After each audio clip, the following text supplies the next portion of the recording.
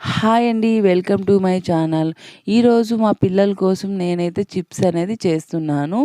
ఆలు అయితే చాలా మిగిలిపోయినాయండి వంటకయ్యి. అందుకని నేనైతే మిగిలిపోయిన ఆలుతో చిప్స్ అనేది చేస్తున్నాను. ఇలా మొత్తం తొక్కలు తీసేసి ఇలా పెట్టేసుకుంటున్నాను. పెట్టేసిన తర్వాత కొంచెం నీళ్ళు తీసుకొని ఒక గిన్నెలో మొత్తం శుభ్రంగా కడిగేస్తున్నాను. శుభ్రంగా కడిగేసినాక ఆలు కటర్ ఉంటుంది కదా, దాంతో కట్ చేసుకుంటున్నాను. చాలా చల్పాగా వస్తాయన్నమాట. చాలా చల్పాగా వస్తాయి చూడండి, ఇలా వస్తాయన్నమాట.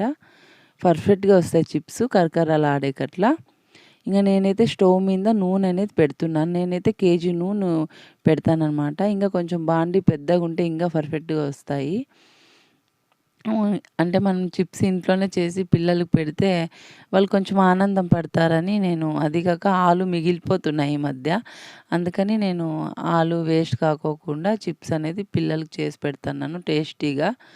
మనం ఫ్రెష్గా చేస్తే బాగుంటాయి కదా అంగడిలో కింద. అందుకని ఇప్పుడైతే నూనె కాగింది. ఒక్కొక్కటే నేనైతే చిప్స్ అనేది నూనెలోకి వేస్తున్నాను చూడండి. ఇలా ఒక్కొక్కటే వేస్తే బాగా ఏగుతాయి, కరకరలాడతాయి అన్నమాట. ఒక్కొక్కటే వేయాలి. బాండ్లీ కొంచెం పెద్దగా ఉంటే చాలా బాగుంటుంది, కానీ మా ఇంట్లో బాండ్లీ ఇదే ఉంది.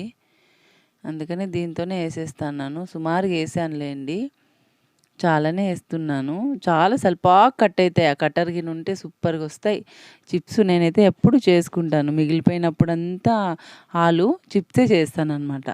ఇవి వేగుతున్నట్లే ఒక గిన్నెలోకి 2 స్పూన్లు ఉప్పు వేసుకోండి.